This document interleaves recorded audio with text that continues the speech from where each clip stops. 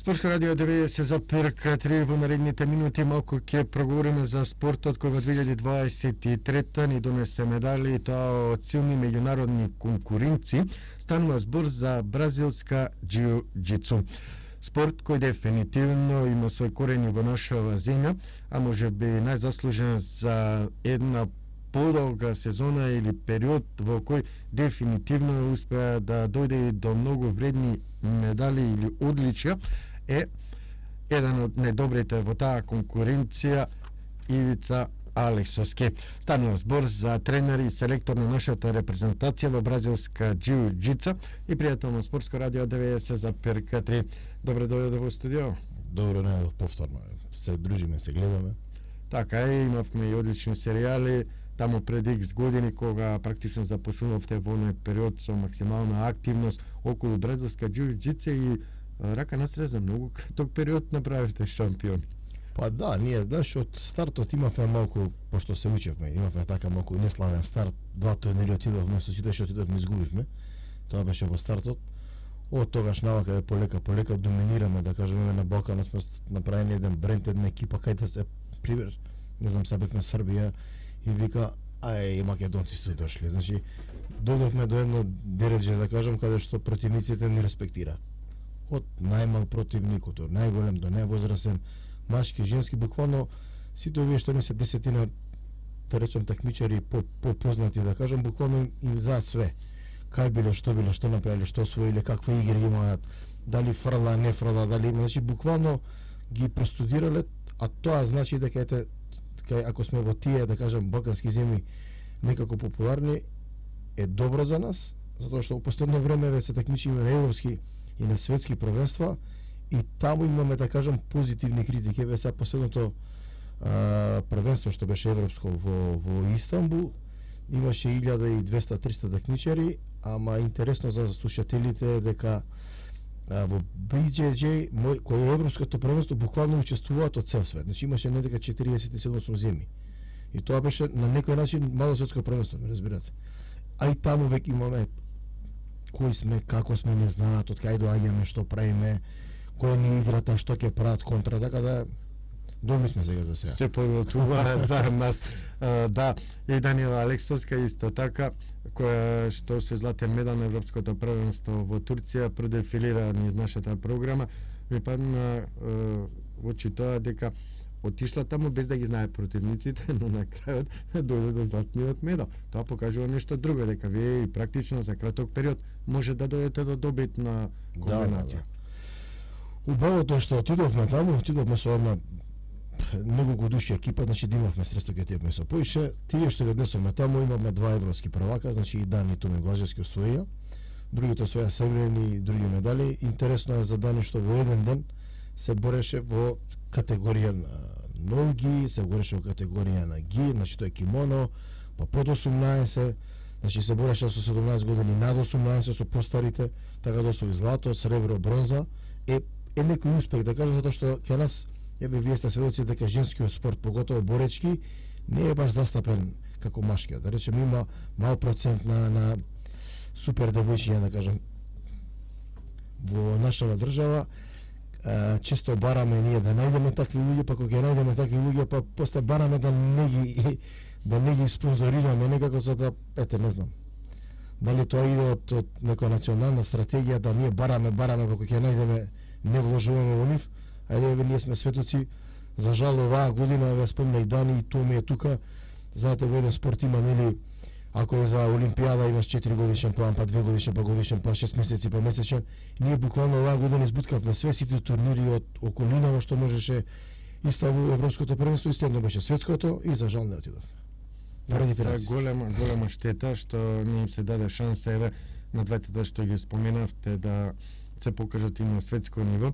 Ако септупно гледаме, задоволни сте од настапот во Турција. Да. Ај малку околу борбата, ево прво на Дани, па потоа и за освоениот исто златен медал погледнато на европското, тоа е на Томи Блажевски.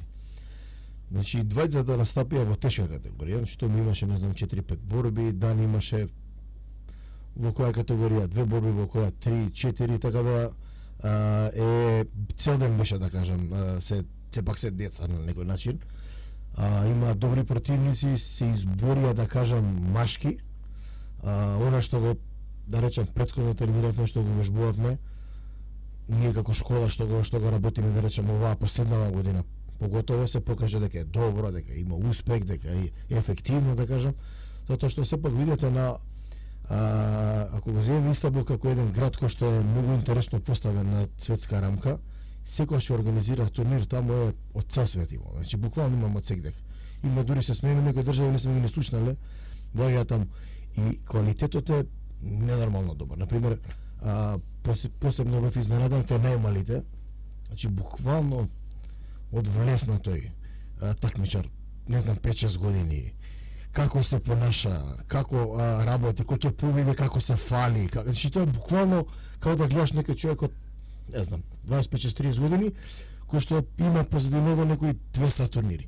Значи тоа гледаме дека сепак во иднина ќе има страшен квалитет да кажам, страшно добро ќе се развива оваа вештина во позитивна насока. Кога сме ние дел од овие турнири е супер за нас да кажам, затоа што буквално крадаме од нив од одредени работи, од некои концепти како они тоа го контрираат да речам тие наши напади.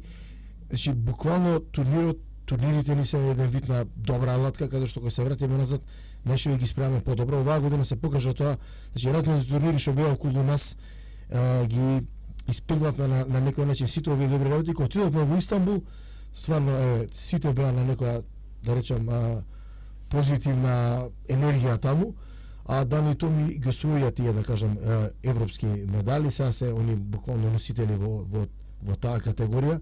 За Дани мислам дека на светско ниво, знаете, кај нас има интересна класификација.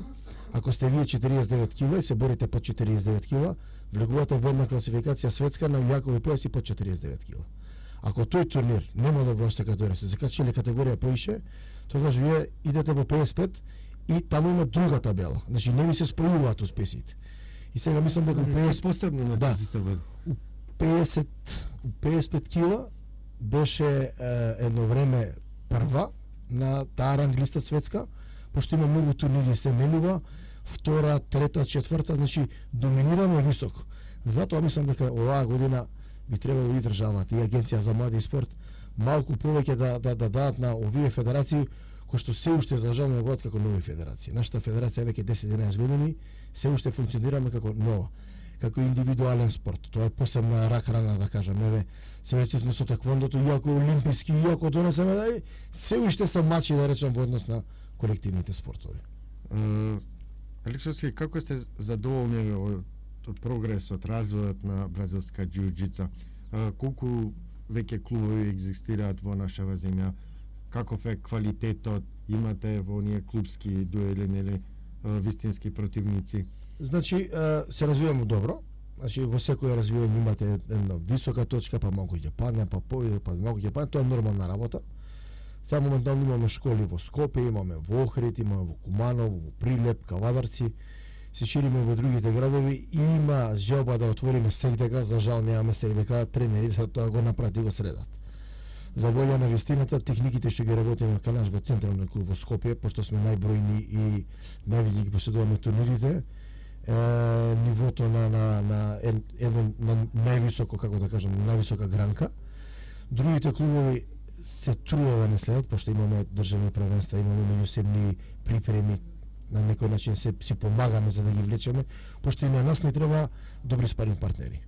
Ни требаат различни спаринг партнери. Значи, наши во клуб веќе се знаат кој како диши, како јаде, буквално се знаат. Кога отидеме у друг клуб, на тој начин ние созреваме.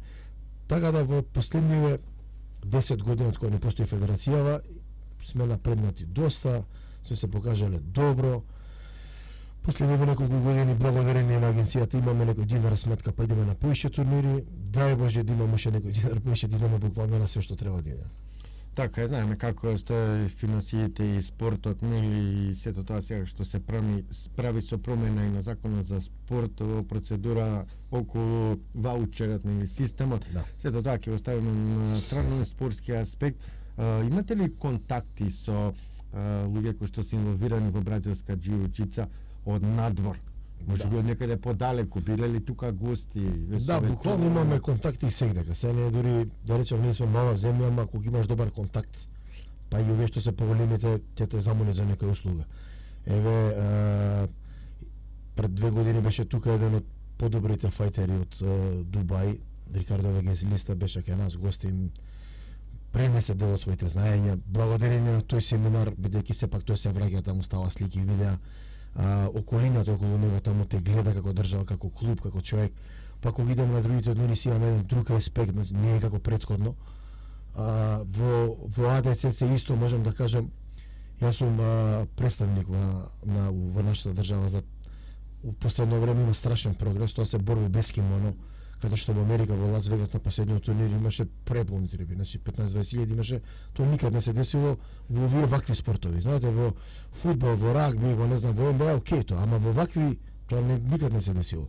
Значи благодарение на нова дигиталија, да кажам, pay-per-view, па не знам на интернет, па на YouTube, па платени канали, па она, прават некоја шема, така да идеме ние напред. Тие наши контакти што сме ги оствариле кроз текот на годините не биле остварени преку вечер, значи еден тон луѓе сум донел тука на семинари што направиле семинари, од каде не, од Бразил, од Англија, од Германија, од Австралија, од Абу Даби, од Дубај, дошле тука, ја посетиле земја, во ставила дел од тие техники, благодарение на тие семинари ние сме напредна левак.